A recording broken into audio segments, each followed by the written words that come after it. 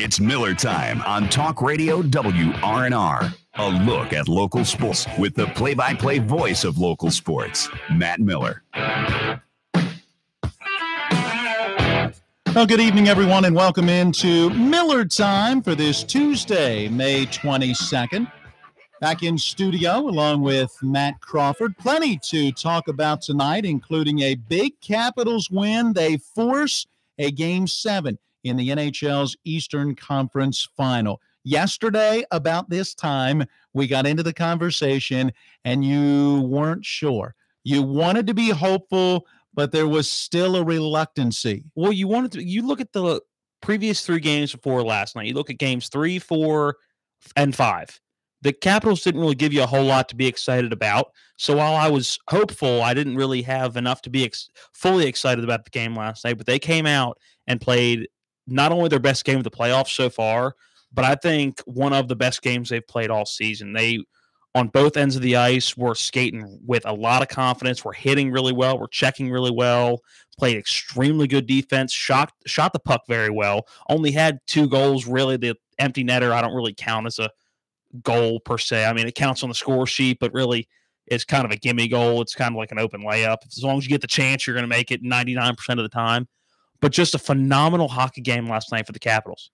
Were you concerned with how well they played in the first, still coming out 0-0? Just knowing the history for the Capitals, where a tipped puck, one that connects off a post but at the right angle and slips in. I mean, at that stage, no matter how well they had played, anything could happen. The Capitals always make me nervous in low-scoring games. If it's a game where at the end of the third, or at the end of the first, it's a 3-3 hockey game, that I'm usually pretty calm at. 'Cause I know at least the Capitals are finding the back of the net, and even though the other teams are finding the back of the net, I'm still more relaxed. But a 0-0 score at the end of the first always makes me really nervous, just because of what you said. You never know when that random bounce can get in. The Capitals and the Lightning really had a couple of quality chances last night in that first period and the second period. But at the first period, just nobody could find the back of the net. And listening to John Walton last night, he and his broadcast partner, very clear, especially going into that second period, whoever scores first is at a big advantage. They are. But I was worried when the Capitals scored first. Obviously, it was nice. It was phenomenal that they got on the board first. But at the same time, I was interested to see what they did after they scored first. I didn't know whether there was going to be a Capitals team that automatically, because of the low-scoring nature, just went back and played more defense, or whether they were going to keep the pedal to the metal like they had done all night and stay playing physical and stay attacking, and they did the entire rest of the game. Well, we'll get into some highlights from this one as we look back to last night and the Caps able to force a Game 7. Let me pull it up, as I can tell you right now, looking back through here, for some reason I've got a computer glitch that is not going to let me get into the ones that I am trying to get to. Let me try one more time and see if I can come up with the right thing.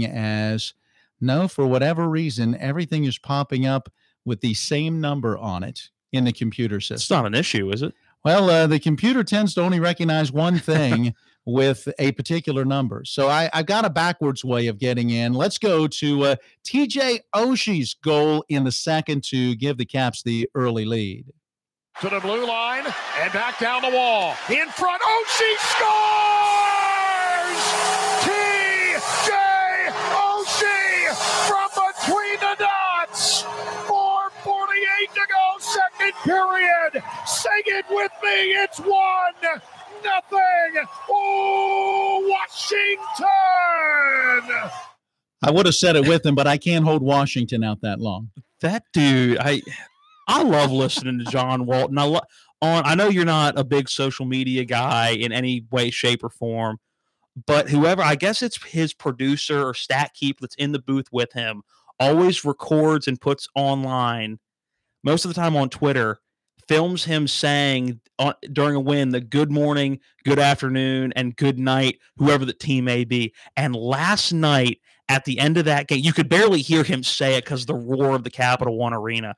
but you could see the excitement because he started to say it and he got a smile on his face.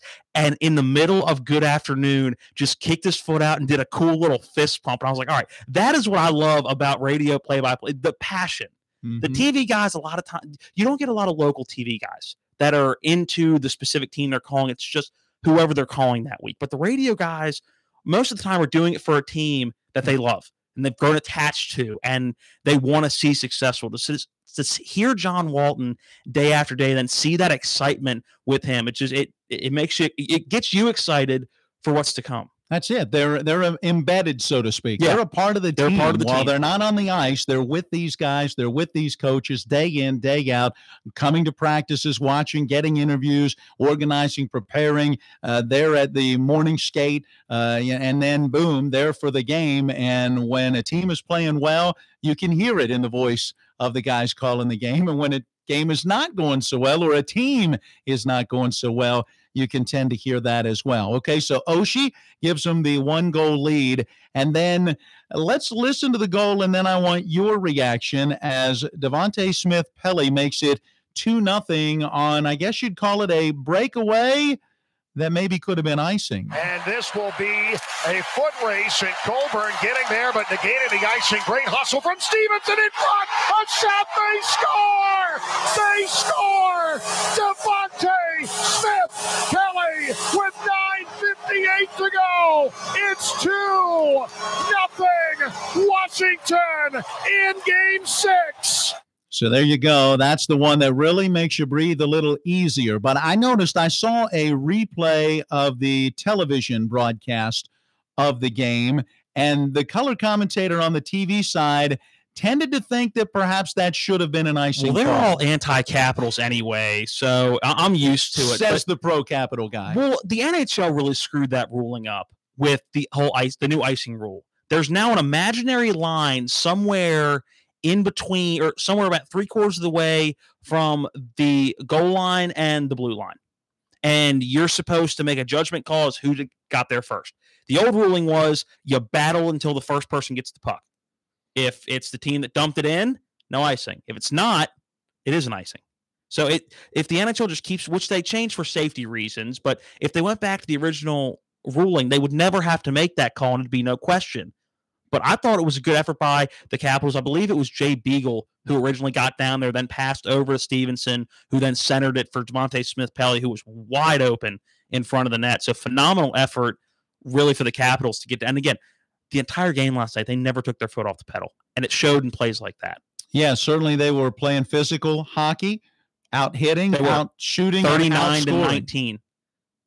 39-19 in hits. And I would love for somebody to go hit by hit with me and tell me where those 19 hits were for Tampa Bay. Because you're not even convinced it was I'm not convinced it was 19. If they were calling little checks into the boards as hit. Because they were very generous in the hit counter for Tampa Bay. All right, so TJ Oshie does add his second goal of the game, the empty netter late, and the Capitals get the win. Let's hear John Walton, foot kick, fist pump and all. Sergachev into his zone, and will spin to the near side. 5 seconds left, and a loose puck to center, and that is going to do it. Good morning, good afternoon, and good night, Tampa Bay. There will be a Game 7 on Wednesday night at Amalie Arena. There you go. How does that not get you excited? I want to know how, as a sports fan in general, Caleb, stop looking at me like that. See, Caleb is our resident NBA guy. And Caleb he doesn't Valero. get the NHL. He doesn't. No. He's the exact opposite of me. Right. I don't even know if he tolerates the NHL or not. I tolerate the NBA in some shape, form sometimes, but no, I just don't know how, as a hockey fan, you could listen to that and not go, man, I'm excited for Game 7. Capitals fan or not. Why, as a Capitals fan, would you not be excited for a Game 7? The record in Game 7s, the Capitals are 10-3 in Game 6s, where they need to force a Game 7. And then when they're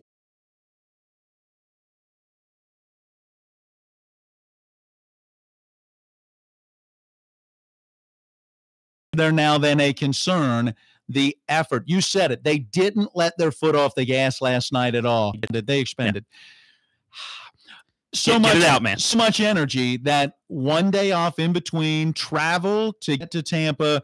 Can they carry it into Game 7? I don't know if that's a concern, but it's definitely going to be something that you think about, and will be something that I think a lot of people will be looking for when the game starts, because they play the most up-tempo, hard-hitting game they have played yet this entire postseason. And there's guys in the Capitals that aren't spring chickens anymore. So it'll be interesting. I'm not sure I'm necessarily concerned about it, but it's definitely a thought that has crossed my mind.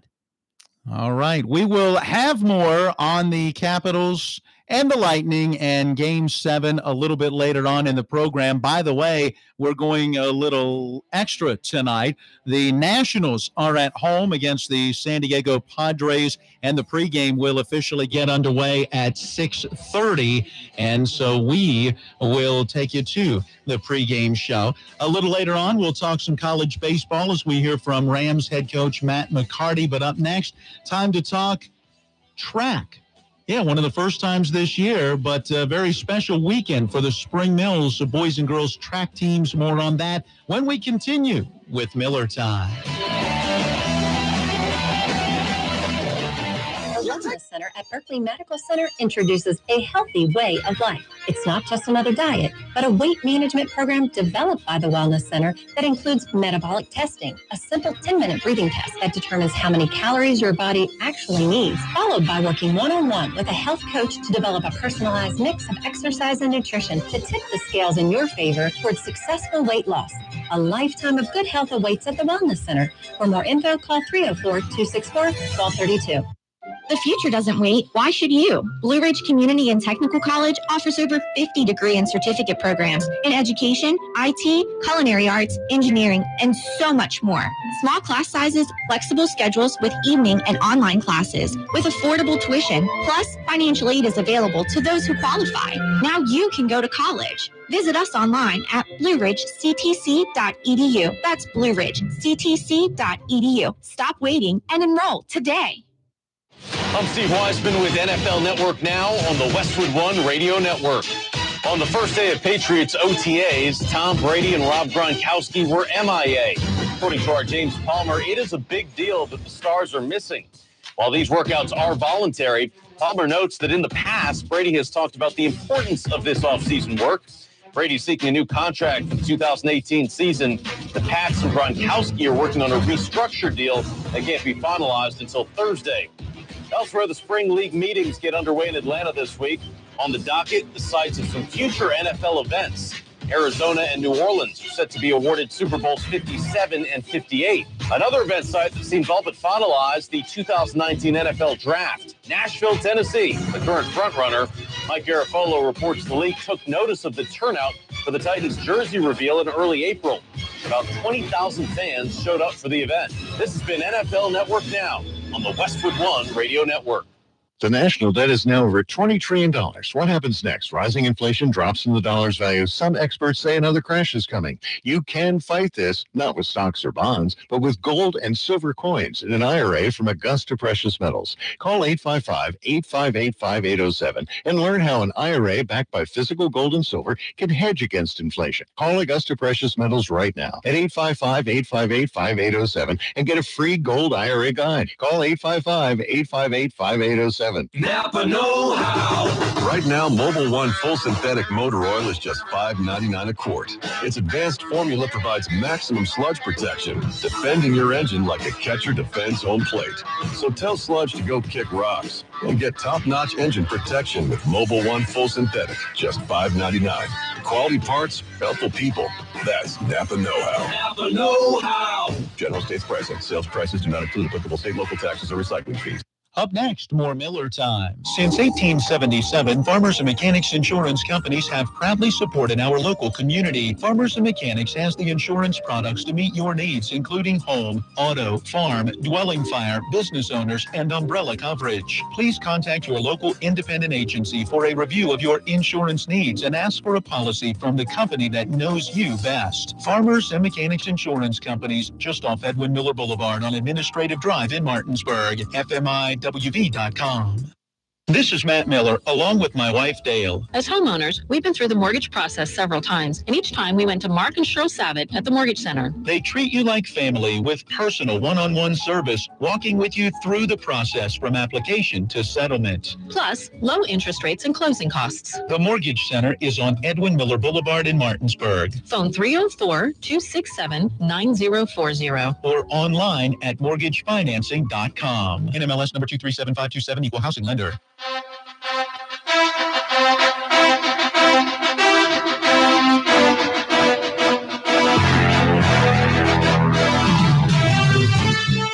We welcome you back in to Miller Time. Time.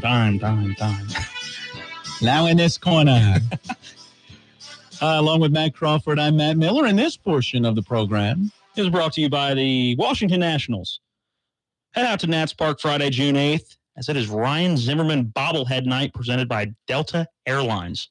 First 25,000 fans will pick up the third of 5 Nationals bobbleheads this season when the Nats face the San Francisco Giants at 7:05. For more information, visit nationals.com. I had to turn and look at the camera, or at least the screen behind me. The camera is off to my right. You can watch us on WRNR TV on our now YouTube channel, and you can see some of those bobbleheads directly in front of us. They're showing up relatively well on the screen. There's the Sean Doolittle bobblehead from a season ago. A Ryan Zimmerman bobblehead would be good. Here is the last Ryan Zimmerman bobblehead. With the broken bat. I was going to say, he broke his bat. We could use a new one. While hitting a home run. No, that was Bryce Harper. We tried to get him to hit the magic 8-ball here, and it didn't work well. Hey, let's jump into our conversation earlier today as we had a chance to catch up with Matt Smith. He is the head coach of the Spring Mills boys track team. They finished second at the state tournament this past weekend with 50 points, while the girls finished third at 42.5 points. Congratulations to the Cardinals track team. Here's our conversation with Coach Smith. I mean, it means a lot for our program. I'm just glad that our kids got to experience just what it's like down there on that big of a stage to go out there and perform and finish at such a high level for a school that's only been open for 5 years. I just credit the kids for coming together, and especially the seniors for sticking it out for so long, 4 years. Some of them were in the program as 8th graders, sticking it out for 4 or 5 years to really come together, and they really gelled, and they were so tight as a team. I knew going down there that they would really step up to the plate and perform well. Looking at the scoring, it says you guys came in second by only 3 points. For those who may not know, how does the scoring work in track, and how close really is 3 points? It's extremely close. You place the top 6. So if you finish top 6 in any individual race, field event, your pole vault, shot put, long jump, stuff like that, it goes 10 points first, 8, 6, 4, 2, 1, all the way down. And with the AAA boys being so tight this year, a lot of the years you get teams running away with it, but it was very tight this year. So every little point mattered, and we knew that we had to go out and perform at a higher level than what we did all year, just due to the fact that there's a couple teams that, had really outstanding athletes down there that were just really fast, or they were just above and beyond in the field events. We knew we had to go down there and perform well. And the kids that really stepped up for us, Kobe O'Neill, he's a sophomore. He has 2 more years left. He really stepped up for us. And Elian Lamar, he's one of our faster kids that we had on our team.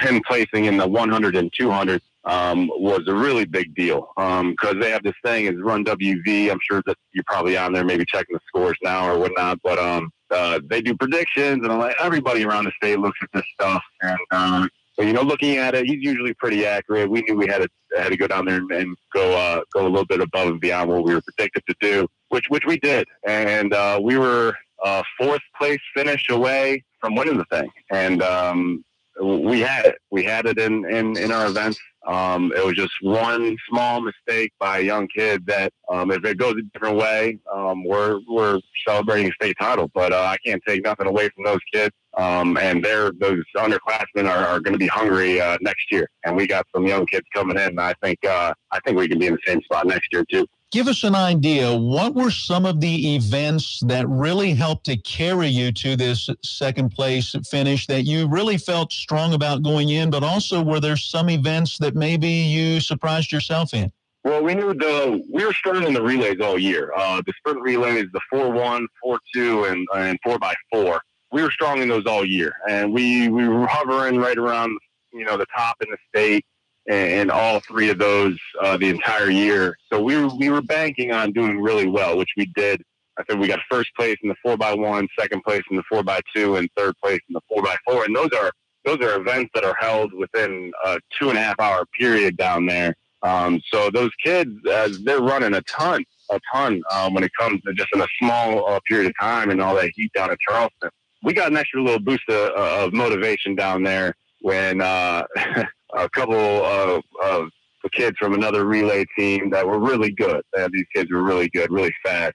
They kind of wanted to talk a little bit to us and try to get in our heads, and the kids they were locked in, really locked in, and that we use that as pure motivation to get those W's in those events. And we had a young man, a junior, Jacob Michael. We decided to throw him in the 400 Open there later in the year, and he performed really well. And he went down to Charleston, and he went down there and got fourth place, which was very unexpected. And I mentioned Kobe O'Neill he was nowhere on the map in the Open 800, and he went down there and got a third place finish. And Elian Lamar wasn't even thought of being finishing in the top 6 to score any points in the open sprint events, the 100 and 200. And he finished, I believe, third and fourth place respectively in both those events. And they were huge. Those were huge points. And even getting a 1-point finish in the 4x800 meter relay and the shuttle hurdle relay, we get 2 points out of those events, which again, I mean, it goes a long way in a meet that's going to be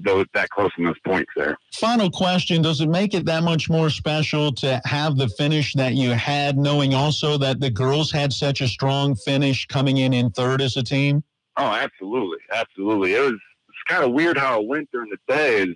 The girls scored a lot of points that first day. We had some really strong points from the throwers, from Tanisha Gaither and Jada Brooks. They did really well. Our pole vault girls did really well, Lauren Ryder and Jenna Chenoweth. And that really propelled us. We were sitting in first for girls for the longest time. So I was really kind of paying attention to that.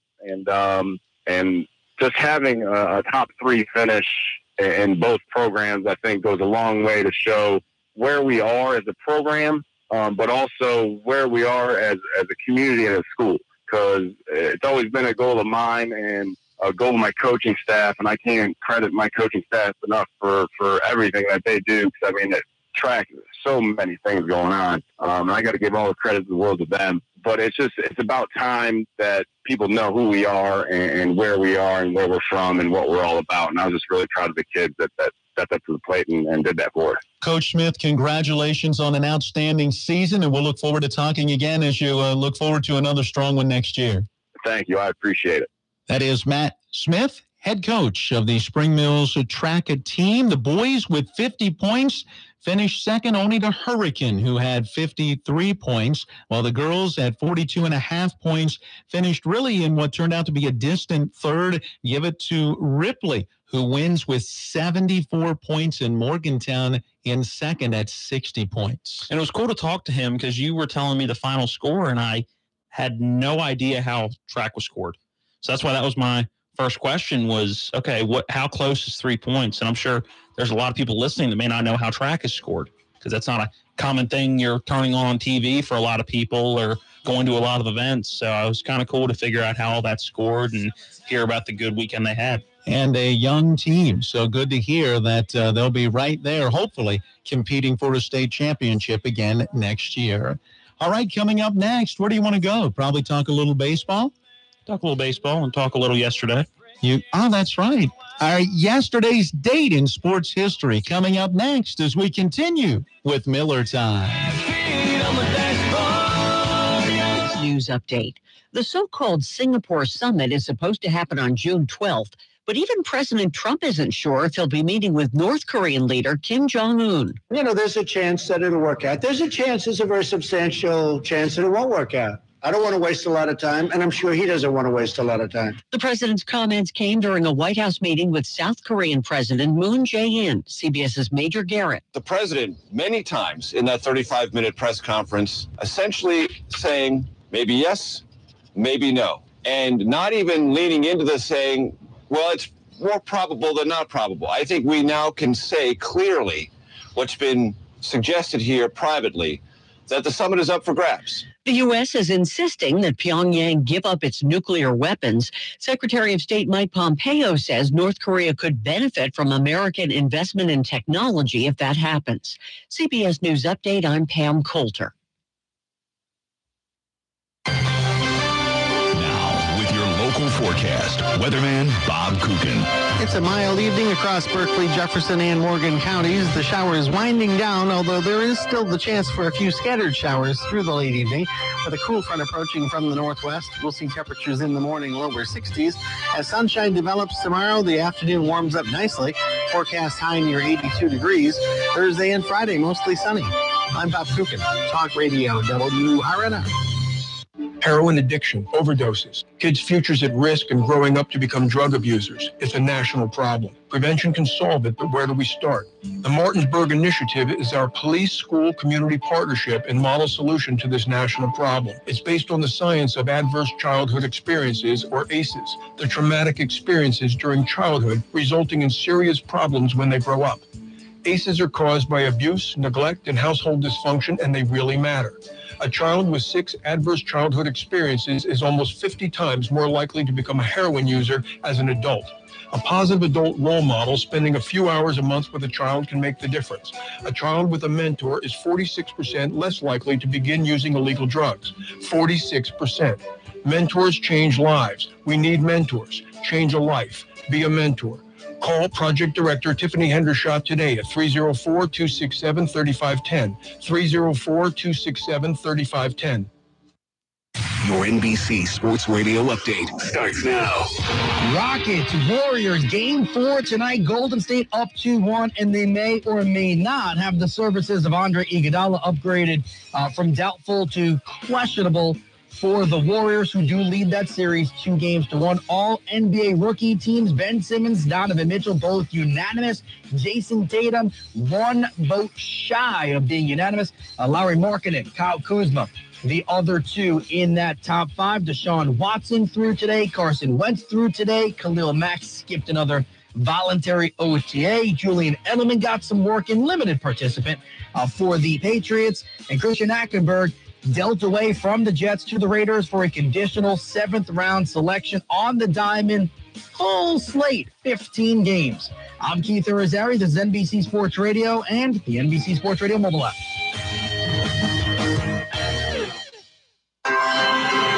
Possibilities are all around us. We see potential in unexpected places. And when we share our knowledge, vision, and connections, we turn great ideas into action in communities all around the world. Together, we can make real change happen. We're Rotary. We are people of action. Get involved at Rotary.org. The Mountaineers live on Talk Radio WRNR. It's intercepted. Here's Kenny Robinson down the right sideline. It's going to be a foot race. He's at midfield. He's to the 40, being pursued. He gets away to the 25, 20, 15, 10, 5, end zone, touchdown. Kenny Robinson, 94-yard pick 6. Follow the Mountaineers all fall long on their quest for a Big 12 championship on your home for Mountaineer football. Talk Radio WRNR, the Panhandle Sports Radio station.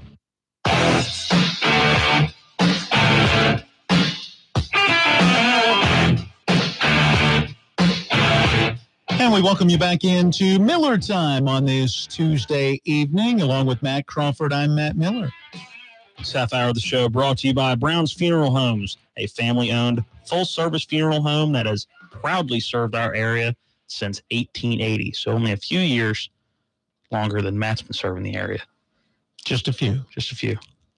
Only 100 or so. I don't look that old yet, do I? Only 110 years longer than Matt. Well, still some cloudy skies outside with the threat of some rain showers. We have had the intermittent rain throughout the course of the day today, and at times heavy. We'll see what kind of impact it has on high school baseball. What was the word you and Rob used earlier to describe the rain coming down at about 2? Wasn't it a deluge? Yeah. As it really came down hard and fast? You two make up words. No way. You guys use words that I've never heard anybody say ever, anywhere. You've never heard of a deluge? No. It's called heavy rain. Monsoonish rain. Yeah, but see, downpour, torrential downpour. But deluge is one word, so I can more easily say to you that it's a heavy rain without having to break out 2 vocabulary words. You're telling me deluge is easier to say than downpour? It is. It is. Whatever you say, man. I'll let you go. Don't worry about it. Just don't worry about my elementary brain. Just go for it. I'm cranking up the music for yesterday's date in sports history. I'm kind of new to this. This is my first time in the hot seat for this, so I've got to read as I'm right on the air. How about events in sports? Let's go back to 1878. In the 4th ever running of the Kentucky Derby, Jimmy Carter aboard Daystar wins in 2:37.25. He would later go on to be a president, wouldn't he? Not that Jimmy Carter. Also 1886, 14th Preakness running. It would be S. Fisher aboard Bard, who wins in 2:45. How about a baseball record, 1930? Of course, yesterday's date, the 21st of May. Yankee Babe Ruth hits 3 consecutive home runs. That's pretty good, right? I think he did that a lot. He did. 1948, New York Yankee Joe DiMaggio hits for the cycle. That's a single, a double, a triple, and a home run. And was that the year of the hit streak? That was in the 50s, wasn't it? Yeah, that was, I believe, I was going to say that later in his career. Yeah. All right, let's go to boxing. This date, yesterday's date. 1966, Muhammad Ali TKOs Henry Cooper in 6 to win the heavyweight boxing title. That's knocks out for those of you who aren't boxing savvy. The TKO? Yeah. I could crank up a little. Mama said knock you out. I think I got that in here. How about yesterday's date, 1969? After 9,015 at-bats, Hank Aaron is lifted for a pinch hitter. I assume that's consecutive?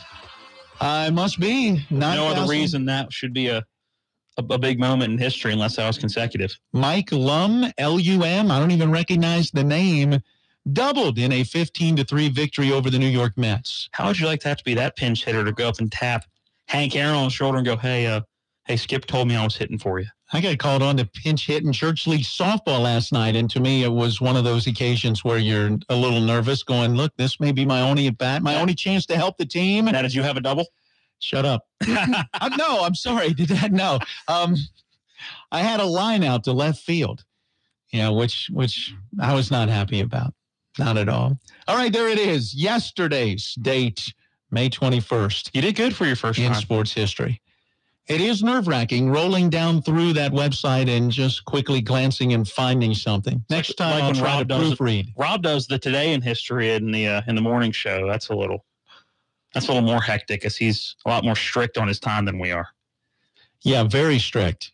About every 3 minutes, something new happens in the morning between 6 and 8. So tune in and listen to Rob Mario and the cast of Merry Men who help to bring you news and weather and sports and features and commuter updates and everything, all just bang, bang, bang, bang, bang. Isn't that the Morning Fuel? Isn't that technically the name of the show? I think it's technical. I don't know that it's ever really been dubbed to that outside of the walls. It's the Morning Fuel, apparently, with Rob Mario and his, what did you call it, his gang of merry men? Yeah, because that's before you've had your cup of coffee, all you got to do is listen to Rob, and every 2 minutes something new is happening. It'll get you going. It has to.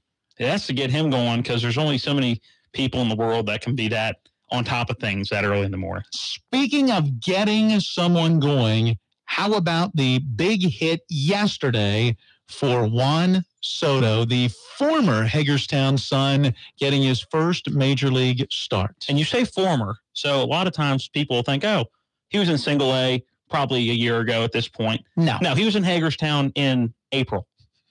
Late April, he was in Hagerstown. And last night became the youngest national and or expo, because they're the same organization, just moved locations.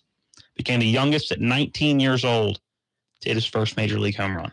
Well, and you mentioned to us yesterday, he got his first official at-bat as a pinch hitter in Sunday's game. And while he struck out, he fouled off a pitch that the commentator mentioned he was so close to really ripping into the field of play as opposed to fouling it off. Yeah, I was listening on my drive-in yesterday to Sports Talk Radio out of the D.C. area, and Mark Zuckerman, who works for Masson TV, was on one of the shows I was listening to, and he was talking about how he only missed that foul ball by an inch, maybe, and that would have been a very hard hit ball somewhere. And yesterday, to go along with his home run, he also had another single up the middle and apparently hit the ball somewhere hard. So apparently he's seeing the ball really well. And I saw him go from first to third on a base hit right after he had gotten his single, and he showed the wheels too, getting around there in the head first dive in reaching third base. So a very good day for Juan Soto. Let's tell you how it got started with the play-by-play call.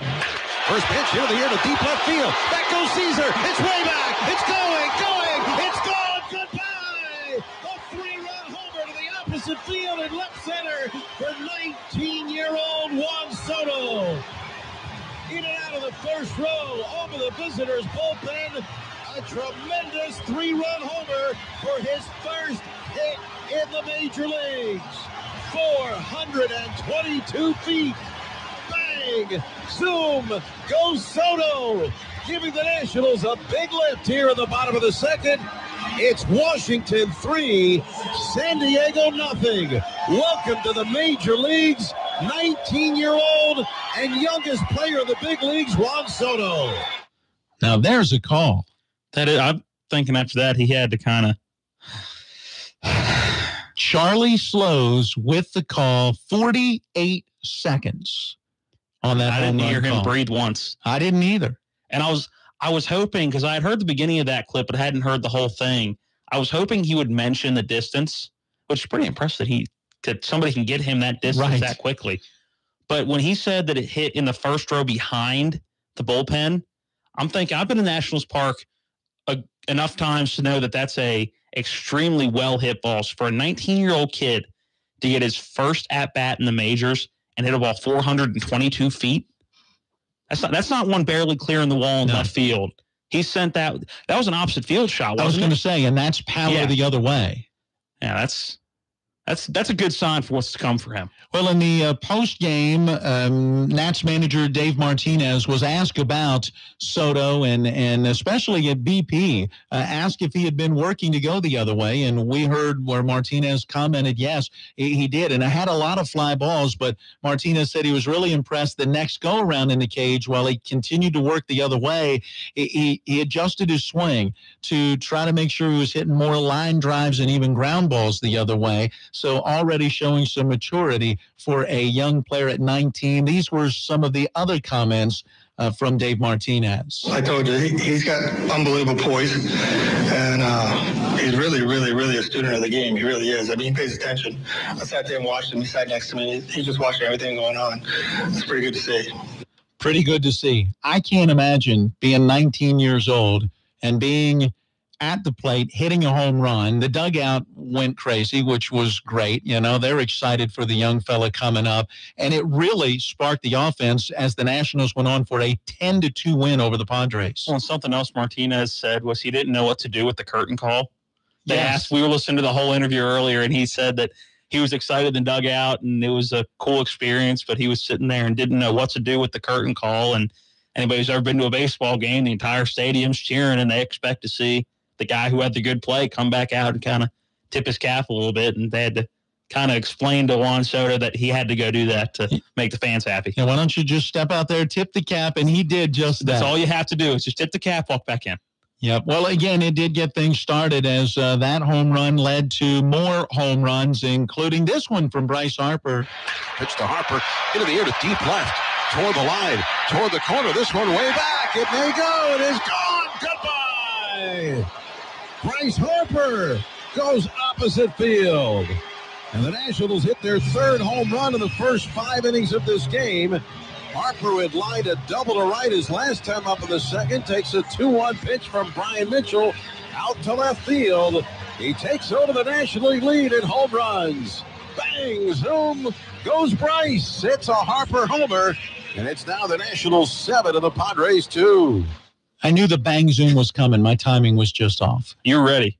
Well, I 15 was seconds too early, but yeah, I was ready. I was fastball swinging at a slow curve there. The Charlie Slow's bang zoom call. You know you're getting it. Yep. You know it's Coming regardless. It's like taxes every year. You know it's coming. Now, here's one I'm not sure that the Nationals knew was coming. When they signed Mark Reynolds, and he starts in the minors. I think they knew this was coming. That's why they signed him. That must be. Nobody else did. So you're looking, going, the Nats must have seen something that others didn't, because Reynolds, since being called up to the big club, has now had not one, but 2 multi-home run games. Reynolds with a home run and a single. 2 for 3 in the game. And he faces the right-hander Brian Mitchell, swinging a launch down the left field line toward the corner. He may have another one. This one's going, and long gone. The Nationals are in double digits, and Mark Reynolds has his second multi-homer game since joining the Nationals. His 27th career. Home run number 4. Nationals 10, Padres 2. How many strikeouts has he had this year? I have to look with that the up. Nationals. I'll have to look it up. It's what he does. Yeah, he either hits home runs or strikes out. So while it's his second multi-home run game of the year, we'll have to look that up during the break. We'll stick Anthony on that again. He figured it out last night. So figure out who or how many strikeouts Mark Reynolds has this year with the Nationals. We'll have to figure that out because it's what he does. That's why I made the comment. I think they knew what they were getting because they knew they were going to get a home run guy to go along with a guy who's going to strike out a lot. With all the injuries they've had, they certainly are glad to have his bat in the lineup. He's a veteran. He's a guy that knows how to get it done at this level. Yeah, not only his bat, but just another veteran presence in the lineup. Well, a good effort as well for Gio Gonzalez on the hill. 7 innings, gave up just 2 runs on 2 hits. He struck out 5. Gio is now 5-2 on the season. And with the win, the Nats have now won 14 of their last 19. They're 25-21 right now, 3 back in the National League East as they host the Padres again tonight at 7:05 in the pregame right here, beginning at 6:30, following the longer version of Miller time. I didn't want to go long because the long version is when we go to 7. Yep. The longer version is when we go to about 6:30. Bang zoom, we got to get another break in, don't we? We do. But before we do... Oh, you got more? Yeah, well, let's go ahead and talk about the Orioles. And then we'll break into a little bit of a different baseball conversation to close out this first hour. The O's yesterday, a big win against the White Sox, 3-2 the final. You'd expect a good matchup when you look at 2 teams that have been struggling, right? The O's 15-32, the White Sox now 13-31. For the Orioles, it was Andrew Cashner who picked up the win, just his second of the season against 5 defeats. He said he felt good. I felt good. Kind of been battling my front side a little bit lately, and I thought I did a better job of getting my ball down and, working through the lineup and making some pitches when I needed to. I've been battling my front side a little bit too, but I think it's a little different battle that I'm having than he's having. I've just changed my diet around and some exercise routine, and I'm working on it. We're gonna have to have a conversation after this break because you said you knew it was going to be a good game between these 2 teams that were struggling. So I'm going to have to bring up a topic when we come back from the break because I want to get your full thoughts on it. Well, the White Sox had beaten up on my Rangers, so I figured they were ready to face the Orioles, but fell a run short. By the way, Manny Machado, Mark Trumbo, and Adam Jones all hitting home runs for the Orioles. We'll take a break and then come back to wrap up this portion of Miller Time.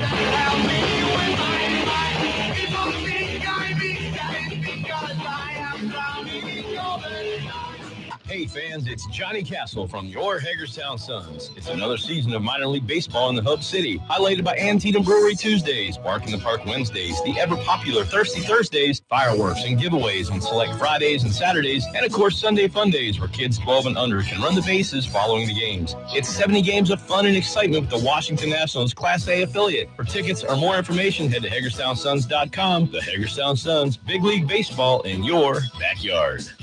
From the moment you're greeted at the front door, step back in time to a classic speakeasy-style restaurant and bar, Boyd's Steakhouse, featuring only the finest steaks, chops, and seafood. Come see why Boyd's Steakhouse is the friendliest place in town with the best food around. Open for lunch, dinner, and Sunday brunch. Boyd's Steakhouse on North Queen Street in the heart of downtown Martinsburg. Boyd's Steakhouse. How about tonight?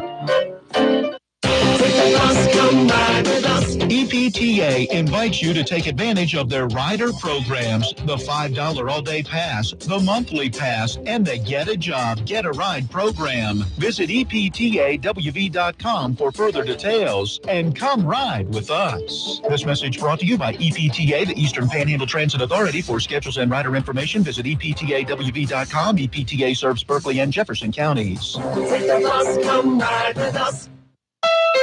The Honda Memorial Day sales event has brilliant deals on our most popular vehicles, like the Civic, Fit, and Pilot. It's the perfect way to start summer across America, from the Liberty Bell to Hollywood, and even back up to Niagara Falls. So start your summer with the 2018 KBB.com Best Overall Brand during the Honda Memorial Day sales event, now at your Honda dealer. Miller Honda South of Winchester, home of the lifetime powertrain warranty. www.mymillerhonda.com. Based on 2018 brand image awards from Kelly Blue Book, visit KBB.com for more information.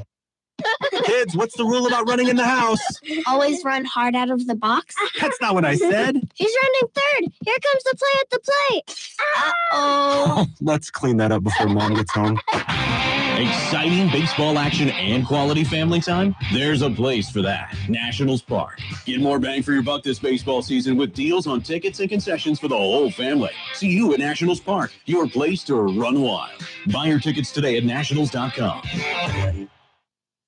Simply Free e-checking from City National Bank. Perfect if you want basic checking with no monthly service fees or balance requirements. Stop by any of our 7 Eastern Panhandle locations or visit us online at bankatcity.com. City National Bank. Member FDIC, equal housing lender.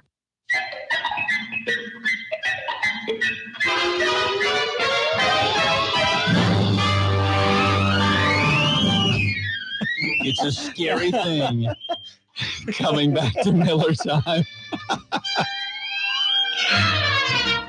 Oh, that's great. Folks, one of the most challenging parts of running the program is the music selections going into and out of the breaks. And I was trying to get Matt's help. I had Let's Dance from David Bowie. I had Gloria Estefan. I was looking around and I hit the Lost in Space theme and said, that's got to be it because that's where I'm at right now. Oh, that's great. Thank you. Thank you for that. He had no idea it was coming. Our rocket ship has now been found. We have landed on a strange planet. What's up? You All said right, you had something I got for something me. for. We were talking before the break about the Orioles and the White Sox game last night. You said you knew it was going to be a good game because it was two bad teams. Why does two bad teams make it a good game? Well, it doesn't always. Okay, why in this case did two bad teams make it a good game? Is it only because of how it finished? Yeah, well, that's it. It's the final score. Right, but it doesn't. You need to adjust how you said it. But hold on. It was a good game because it was well played. It was a 3-2 game, and those things, you can still have two not very good teams play a 12-10 game, and you go, well, that was a close game, but it still maybe wasn't necessarily well played. Well, it was well played at the plate. Yeah, but this game was a good game because apparently it was well played in the field and on the mound. Right, which is how baseball's supposed to be played. I agree with you, but I'm just saying the wording you chose was that I was questioning you because of the wording you used. You said you knew it was going to be a good game because the two teams were bad. So you were implying that just because the two teams are bad, you knew it was going to be a good game. Didn't know I was doing Miller time with an English teacher who was going to pick apart my linguistics. All I'm saying is I was questioning how you knew it was going to be a good game between two bad teams, and if that was your thought process going into every bad game. No, not necessarily, because again, you can have, a score that might indicate that a game was halfway decent, but because it's two really not good teams, they still may not have played well. In this case, though, it was I guess what I'm looking at is two relatively evenly matched teams. Yeah, no, and I agree with you completely. I was just questioning your word choice because I was wondering if that's what your train of thought was for every team was just similar in records. No, definitely not every not in that case. But I knew what the White Sox had been doing. They had been winning some games because they had been recently beating up the Texas Rangers, who happen to be the team that I like to follow. And of course, the O's have been playing a little bit better. I believe they're like 6-4 in their last 10 games. So, two teams that don't have great records right now, but maybe had been playing a little better baseball getting together last night. By the way, Pittsburgh is at Cincinnati tonight, and Philadelphia hosts Atlanta tonight. The Phillies with a 3-0 win over the Braves, and that now has the Phillies just a half a game back of Atlanta. Then you got the Mets, and then our Nationals are 3 back. I still can't believe Philly and Atlanta are fighting for that division. That's insanity to me. And we'll see how long it lasts. Will it be the whole season? Will it be one of those? What they did last night, it won't be long. I was going to say, will it be one of those great first halves? Because the Nats are only 4 games back, aren't they? 3 now. Because, so 3. So it's not like the Braves and the Phillies have been playing that out of their mind that they're ahead. It was just the Nats and the Mets have kind of been stumbling a little bit. Right. But the Braves and Phillies are playing good enough baseball that they're 5 or 6 games above 500 and can be in first and second place. Certainly better baseball than what many might have expected them to be playing when you look at what they did last year. Hey, let's go to something that happened over the weekend. I wanted your thoughts. The Tampa Bay Rays were taking on the LA Angels, and on Saturday, manager Kevin Cash decided to start Sergio Romo, who in 588 career appearances had never started a game. Now, the idea was not to have him be what you would call a regular starting pitcher, but Romo worked 1 inning on Saturday and then gave it over to what you might then call the starter, who went 6+ innings as the Rays went on for a 5-3 win over the Angels. Romo then came out and started Sunday's game as well. He went 1 1/3 innings with 3 strikeouts. He did his job, but then when he turned it over to the would-be starter, now reliever, it didn't go quite as well, and the Angels did go on to beat the Rays 5-2. So they split the 2 games, but it led to, I read 2 different articles, or at least portions of. I didn't get to read the entirety of either, but 2 different articles today. One going, wow, I kind of like that idea, and I wonder if baseball will adopt it, and the other writer going, that was silly, and I don't know why baseball would even want to do that. I found it fascinating. It's interesting. I'm not, again, it's kind of a why was the first thing that popped into my head. It's almost like you need 2 closers on your team because you're going to need one to start the game because that's basically what that designated starter's doing. Right. So it's a closer type thing. Well, and because he's a guy that's meant to face a minimal amount of batters. One of the terms was he would be considered an opener. If you've got a closer, you have an opener. And then you have a closer. I guess I could see that. I'm not sure it'll ever stick just because baseball's been the same format for how many years now? Hundreds. But it's definitely something unique that you would have thought it would have been at least tested with by now. Well, it seems to be the idea that the manager, Kevin Cash, felt like he had a good matchup with Romo and what he could do against the top guys in that Angels lineup. So get him out there, get those guys out, and make it 3 tough outs that now the starter who comes in next doesn't have to deal with. He can now go through the lineup 2 full times before ever having to come back to those guys that may put him into, say, the 7th or even the 8th inning. More on that when we come back with more Miller Time. Now your local news from Talk Radio WRNR. Both 36-year-old David Smeltzer of Bunker Hill and 33-year-old Shauna Thomas of Martinsburg were sentenced Monday to a combined 42 months in prison for their roles in a heroin distribution operation. That's according to U.S. Attorney Bill Powell. Smeltzer got 18 months after pleading guilty to 1 count of aiding and abetting the distribution of heroin in February of this year. Thomas was given 2 years after pleading guilty to 1 count of distribution of heroin back in February. Martinsburg High School's graduation will take place tonight at 7. Hedgesville's graduation will be tomorrow night at 7. And Musselman's graduation will be at 7 p.m. on Thursday. As for Spring Mills High School, their graduation will be next Tuesday night at 7. Martinsburg once again has the highest gasoline price this week of the West Virginia metro area surveyed for the AAA East Central fuel gauge at about $2.99 per gallon. Parkersburg has the lowest price at about $2.68. I'm Adam Boardman, Talk Radio WRNR News. Now, with your local forecast, weatherman Bob Kukin. It's a mild evening across Berkeley, Jefferson, and Morgan counties. The shower is winding down, although there is still the chance for a few scattered showers through the late evening. With a cool front approaching from the northwest, we'll see temperatures in the morning lower 60s. As sunshine develops tomorrow, the afternoon warms up nicely. Forecast high near 82 degrees. Thursday and Friday, mostly sunny. I'm Bob Kukin, Talk Radio WRNR. The WVU Medicine Spring Mills office building is now open. This new 3-story, 40,000 square foot facility is conveniently located off Interstate 81, exit 20 at the intersection of US 11 and Campus Drive. The WVU Medicine Spring Mills medical office building features many different offices and services for area residents. It's now home to urgent care, women's imaging center, lab services, and primary care pediatrics. The WVU Medicine Spring Mills office building now open to serve you. Coming soon, it's Little League All-Star Baseball. Sends a high drive deep into right field. Leaping in the air, Colin Weaver has a tip off of his glove and go to the wall. Making his turn at third. Here comes Bailey, and he slides in safely at the plate. The quest to reach the Little League World Series in Williamsport, Pennsylvania begins June 22nd with the District 6 Area 1 10 to 12-year-old All-Star Tournament. Now's the time for your local business to help bring the action to the radio. For advertising information, contact Talk Radio WRNR, the Panhandle Sports radio station. We have the tools, we have the talent. It's Miller time. It's Miller time on Talk Radio WRNR. A look at local sports with the play-by-play voice of local sports, Matt Miller. And we welcome you back into the longer edition of Miller Time.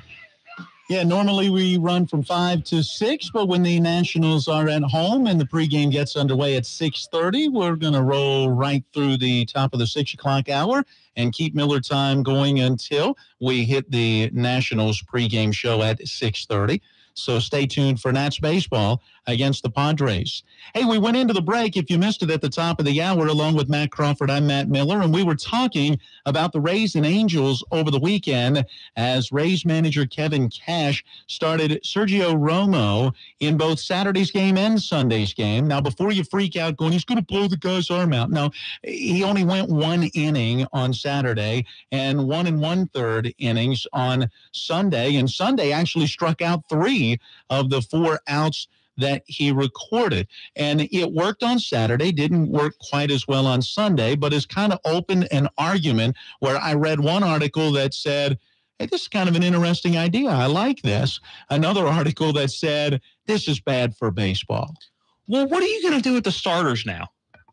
Starters have worked their entire career based on the fact that they were going to come in with a clean slate, not in a deficit, and they were going to start the game, so they were going to go through their routine to start to come into the ballpark, do their pitching, mechanic drills, whatever their routine is for a game, throw a few pitches in the bullpen, then come out and start the game. Now you're going to put them in a possibility to maybe come out and the first pitch they throw be in a big deficit, and your first pitch is already in the 3rd inning. What kind of rhythm are you going to get in as a starting pitcher who's used to coming in at the beginning of the game, and then all of a sudden, hey, you're going to come into the 3rd inning now? Well, but again, Cash's idea from an article that I read about the game itself on Saturday and going into Sunday, the idea was trying to look at the top of the order, the 1, 2, 3, and 4 hitters.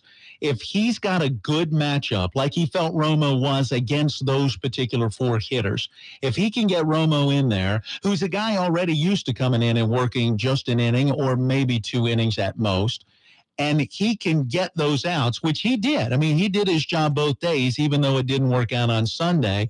Then the guy who would have been the starter comes in, and the first batter that he faces is the number 5 guy in the order. So he can finish those guys out and ultimately have to face those 1, 2, 3, and 4 hitters one fewer time during the course of his stint on the mound. All I'm saying is that if baseball were to make its transition to this, you would no longer call them starters or relievers. You would have a opening pitcher, a closing pitcher, and then relievers.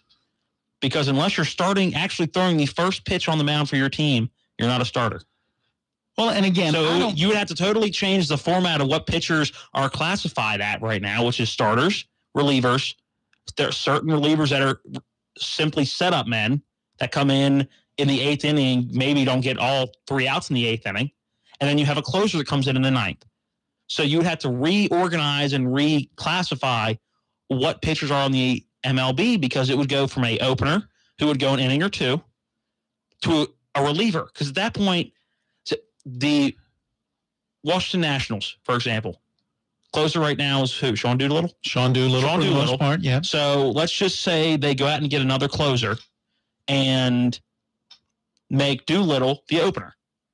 So you go from Doolittle as the opener, and you'd have the starting pitching rotation that would now be, so Max Scherzer now would just be a reliever. He wouldn't be a starter. But see, Scherzer's one of those guys I would go, no. I mean, Scherzer can get anybody out when he is on. Then why have an opener? Well, but that's what I'm saying. I don't know that what Cash did is going to be something that catches on across baseball, and it certainly won't be for every pitcher. If I got a chance to put Steven Strasburg on the hill or Max Scherzer on the hill, okay, I'm going to put them out there because I can trust those guys that they can get top to bottom of the order as they go through. But maybe I put him out there for a Tanner Roark or for somebody else, depending, again, on matchups and looking at trying to get the right matchups to get those first 3-4 guys out before bringing in the next guy. Basically, to me, all it is it's taking someone that would pitch later and putting them early on. You're still ending up at the same basic point for pitchers as to whether a guy started and went to, say, the 6th or 7th inning before being pulled. Well, you bring up an interesting point now. What does that tell you if you're a starting pitcher for Tampa Bay right now? That the managers did not feel comfortable or think they have a better opportunity with somebody else starting the game?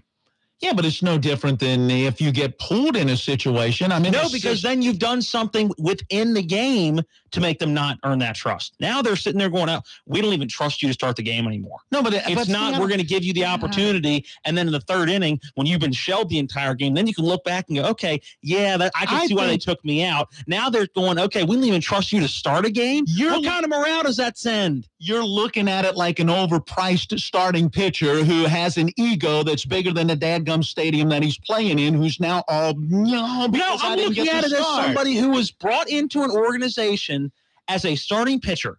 And growing up, you are told that as a starting pitcher is somebody that's going to start the game. And then all of a sudden, you have a couple games in the 2018 season, and say you're a 4th or 5th year pitcher who's done nothing but start his entire career through the minors and into the majors.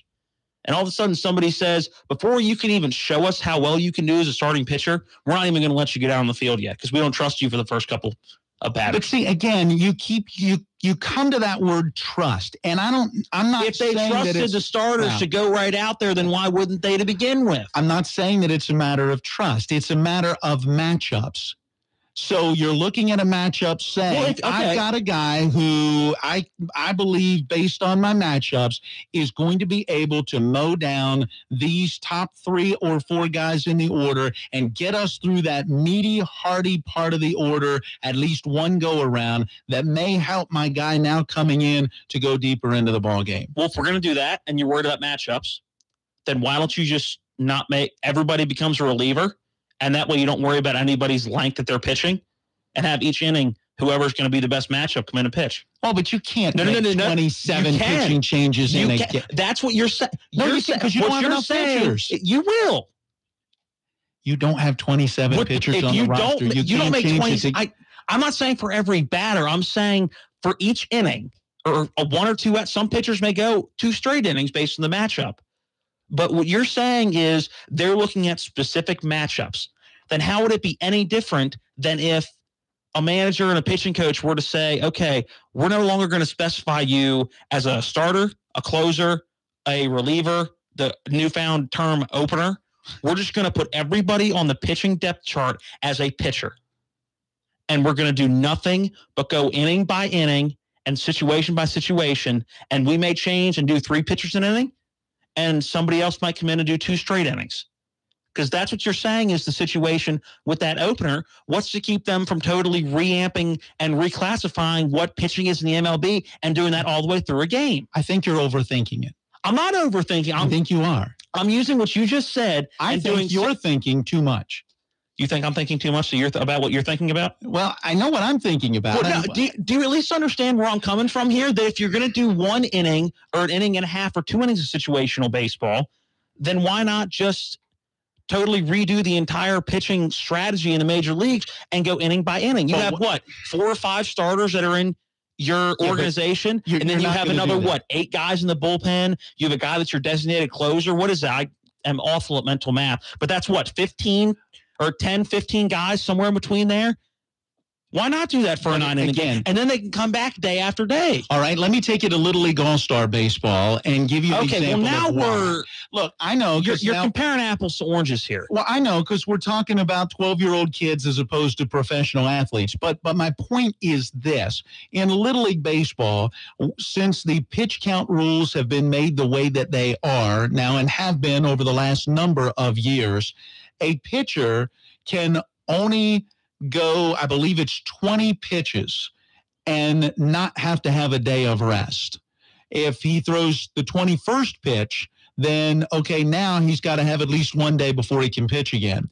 And as a result of that, we've seen Little League All-Star games where managers have decided, I want to be able to have my best pitchers at all times. So they've started a kid and said, you're throwing 20 pitches.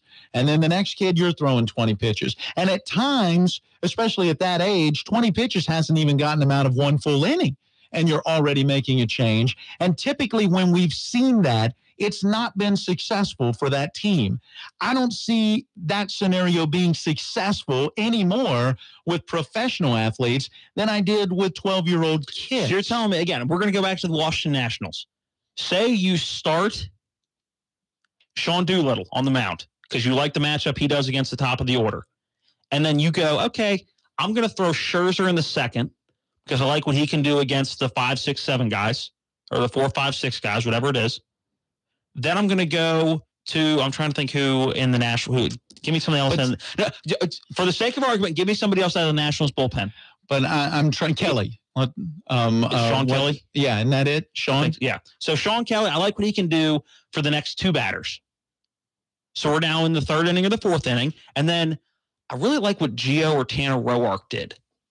So you bring him in for an inning or 2. But see, you're overthinking it. I'm not you are. This is a premise based on your original thought of doing situational baseball. But go back to Kevin Cash. Go back to what he did on Saturday. It was a situation where he has Romo pitch that first inning, then goes to his main starter, who then went 6 1/3 innings that now got them into that 7th inning, which is where he wanted to be anyway. It's basically no different than had he started the starter and had that starter go 6 1/3, and instead of making the pitching change in the 7th inning with 1 out already, he's making it in the 6th inning with 1 out already. At that point, now he brings in Romo. Romo gets his 3 outs, and now we're into the 8th inning. Somebody else comes in, gets those couple of outs, and then your closer closes. He's just taking the one guy and saying, look, I like my matchups with him against that top part of the order, so I'm going to let him get those first 3 outs. Now I'm going to turn it over to my starter. When we say situational, I'm not talking situational where you're looking at the 3rd or 4th inning and saying, now I'm going to use 6 pitchers, 7 pitchers, 8 pitchers to get through a full 9-inning game. You still have your main guy that would be considered your starter who is coming in after that first inning, whether it's to start the second or during the second, who now your goal is to get still a good 6 or 7 innings out of him and get you that much deeper into the game. I'm not saying that what I was talking about would happen in a split second. All I'm saying is that I think it could eventually lead to that if the entire MLB were to take this by storm. You're talking about who you like better in a certain situation. Wouldn't you think it would cross somebody's mind to go, okay, well, if I did this person for a certain situation, I like that pitcher for another situation. This pitcher, you see that out of the bullpen. But don't you see that out of the bullpen based on hitters? But again, you're overthinking it because you know exactly what's going to happen. As soon as you make that one call, you're going to walk into the manager's office, you're going to sit down in the hot seat, and you're going to have reporters all around you going, hey, Crawford, what in the world did you do that for? I don't understand that matchup. And you're going to have so many questions to answer as to what, look, I had a gut feeling, or I went with this statistic, or I went, I think you're taking it to an extreme that I don't know that Kevin Cash, as the manager of the Rays, was ever thinking. Here's my point. I want to get through these three guys, perhaps make it easier for my guy that now takes over in the second inning to go deeper into the ball game, facing those top 3 or 4 guys one less time. Because again, the whole adage is what? The first time around, the pitcher has the advantage. The second time around, we'll call it even. By the third time around, typically, Max Scherzer's thrown no hitters. Steven Strasburg and guys, can go out there and throw complete games and face a batter 4 times and get the better of them. But typically, by the third time a batter is seeing a pitcher in a game, the advantage tends to go a little more to the batter than the pitcher. So all you're doing here is trying to prevent that one pitcher, that starting, quote unquote, starting pitcher, from maybe facing that top 4 guys in the order the third time. And again, I'm not saying that's what Cash had in mind when he did that. All I'm saying is that it could eventually, there is the possibility of evolving the pitching in the MLB into that based on what he did the other day. You're telling me you can look at me and say that wouldn't even be in the realm of possibilities? I mean, anything's in the realm of possibilities. Did you think you'd ever see that? In the realm of probabilities, I don't think so. Why? Because it's a concept that's running with the devil. Go to break. Pay some bills. Go to break. When we come back, we'll talk a little college baseball with Matt McCarty, head coach of the Shepherd University Rams, putting the finishing touches on their season as we continue on Miller Time.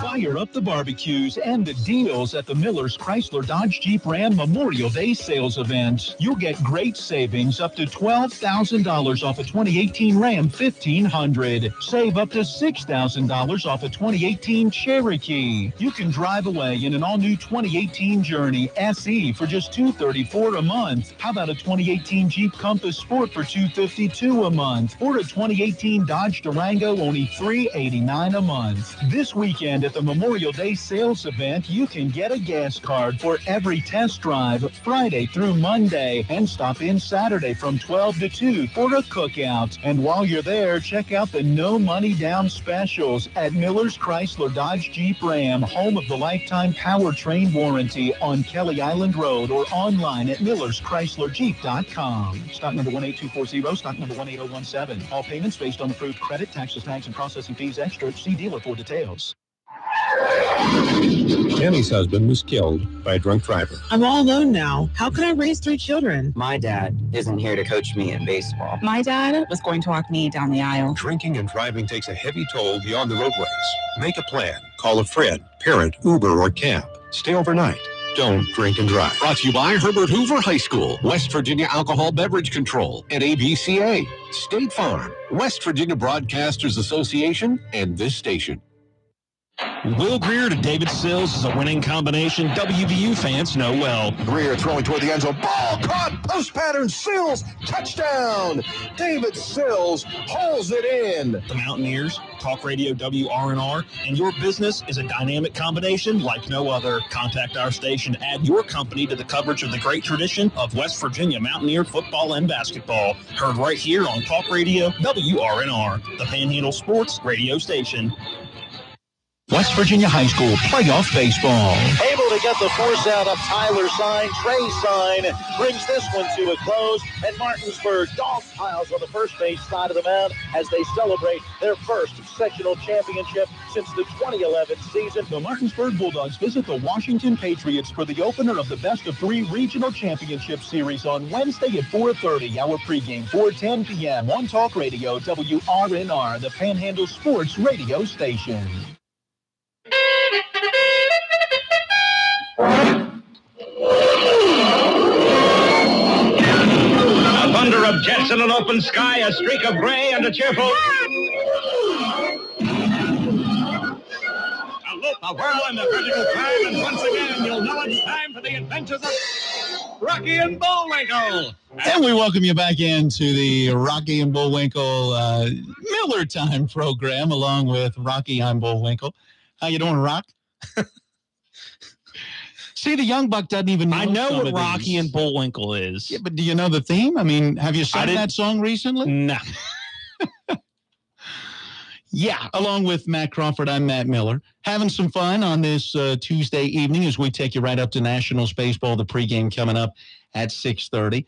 Let's talk a little Shepherd Rams baseball. Tough way for a very strong season to end for Shepherd. We got a chance to catch a little bit of the tail end of their Atlantic Region tournament opener against Seton Hill when they were down 2-0 and then gave up 2 runs in that top of the 9th inning, ultimately fell 4-0. And then we got to really watch the last 3 innings of an extra inning affair the very next day. That was Friday of last week against Millersville. Shepherd down 1-0. 2-1. I stand corrected. Put 3 on the board in the top of the 9th inning to take a 4-2 lead. And ultimately, did I get that wrong? Yeah, no, they got 3 in the top of the 4th. So it was 2-1. They got 3, made it 4-2, gave up the 2 in the bottom of the 9th, and then ultimately lost it as they fell in the 11th inning by a 5-4 score. So again, a tough way for a very good season to end as they went 38-17. Yeah, and at one point had won 23 of 25 or something. Yeah, we're 2 runs away from having an unbelievable, having like a 29-game win streak or something. So a team that I think, in a lot of people's eyes, probably overachieved what they were expecting this year. Well, especially when you with the injuries, with the pitching, with the not knowing what you were going to get on the mound, a team that I think exceeded a lot of expectations. I shouldn't say overachieved, probably exceeded a lot of expectations and had a phenomenal regular season, had a really good Mountain East Conference tournament, even though they didn't get the win, had a good tournament. And then I was expecting them to make a deep run into the regional tournament, but just wasn't meant to be. Well, let's hear from Matt McCarty and get his thoughts on the season and in particular those 2 regional games. It's a difficult ballpark to play in. It's a big ballpark. The ball doesn't carry very well, so offensively, it's an equalizer because I think we had one of the best offenses going into the tournament.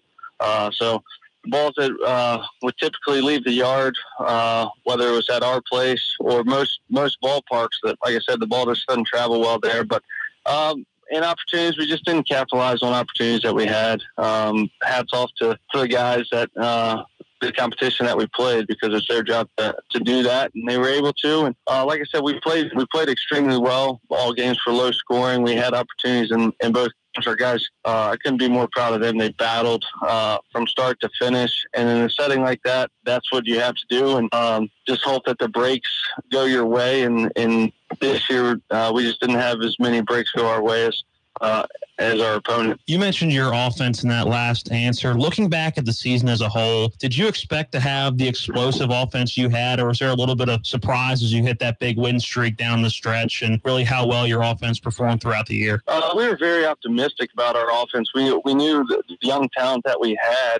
A lot of those guys were inexperienced. So we knew that we had the potential to be good and be able to put up some big power numbers, but to do it at the numbers that we did was definitely a huge bonus and a credit to those guys' work ethic in the cages and on the offensive side. And we just ran the numbers the other day. I think we returned like 83 of our 99 doubles in our lineup. We returned like 78 of our home runs and 13 of our 15 triples. So and out of our lineup, we're losing one to two everyday starting guys. So we returned a good nucleus of guys. We got some good young talent coming in, and some transfers. So if we can get it right on the pitching side to add to what we got, I think next year could be a special year if we continue to grow. Yeah, how pleased are you with the pitching this year? When we talked to you way back at the beginning of the season, you had so many arms that were going to be missing due to injury and some young guys that had to step up. Talk to us about how they stepped up. Oh, they did. It was huge. They grew every weekend, every game that we played from the beginning. I think the moment maybe got a little too big for them early on, or was too big for them early on, because they were so inexperienced and the situations were unknown to them. So they settled in, and those early contests against top competition really paved the way for later on in the year. So pressure situations, knowing that they could get the job done. We had confidence in them. That's why we kept putting those guys out there on the mound to do the things that they did. And when we got into a regional, even in the conference tournament, those are high pressure situations. And our guys thrived in almost every situation. There was times that we had to just step off the mound, take a deep breath, and kind of regroup as a whole. But those guys, they were able to do that on their own without us going out, because they have learned throughout the year that if things start to move too fast, just step off, take a moment for yourself, and gather it, because those pressure situations, if you let them take over, things won't be good, and they won't be good really quickly. You had a new pitching coach this year, a former Ram, in Patrick Smith. How did he handle that situation with those pitchers? It was definitely difficult early on, but Pat's a guy that he grinds. He wants to get the most out of his guys, and we do as a staff. So he knew the expectations and what it takes to win. He's been very successful in summer ball, summer ball. So and he's been in pressure situations as a player, so he understands it. And to get the effort that we got out of our guys and the work that they put in is a big credit to him. Another terrific baseball season for the Shepherd Rams. We hear from head coach Matt McCarty, some of his thoughts now heading into the offseason. He continued to talk with us about the number of guys coming back. This is a program that next year should be primed and ready to go. Only 2 of the starting 9 were seniors in the field, and the normal starting lineup and batting order. So 7 of the 9 returning. You heard him give the stats about him running the numbers, and all but like 3 of the doubles were hit by guys coming back, and all but 4 of the triples, and just numbers like that. So we know they're going to be explosive every year, but after seeing this year and seeing the amount of people coming back, it should be an exciting spring in Shepherdstown next year. All right, tomorrow night, Game 7, Tampa Bay hosts the Washington Capitals. We may not have a program tomorrow either way, because tomorrow we are expecting the Nationals game at 4:05, and we'll carry that if we don't have high school baseball, waiting to see whether they'll get the field together at Washington for our high school playoff baseball. It's either way, right? Yeah, it's not even may not either way. It's either way. Yep, because if we have baseball, it's scheduled to be a 4:30 first pitch, which means our pregame will begin right around 4:10. So no scheduled Miller time for tomorrow. So your take on tomorrow night's Game 7? I think it's going to be a good game. I think there's going to be a lot of energy in Tampa Bay. I think I'm hoping the Capitals can duplicate what they did in Game 6, but again, not really knowing what's going to happen, whether they can duplicate that energy level or not. The Capitals' record this season on the road in the playoffs? It's 7-1, isn't it? 7-2. 7-2. They lost the other night. Yeah, so 7-1 going into that loss last Meanwhile, night. Tampa's record at home, 6-3. So it is a doable task ahead for the Capitals tomorrow night. Stay tuned. We've got Nationals baseball coming up next. That's going to do it for today's Miller Time.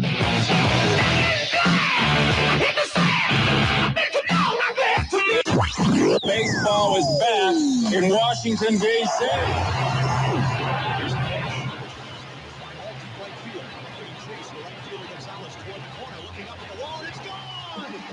Ryan Zimmerman is now the all-time home run hitter in Washington, D.C. baseball history. 3 balls, 2 strikes, the pitch. Swing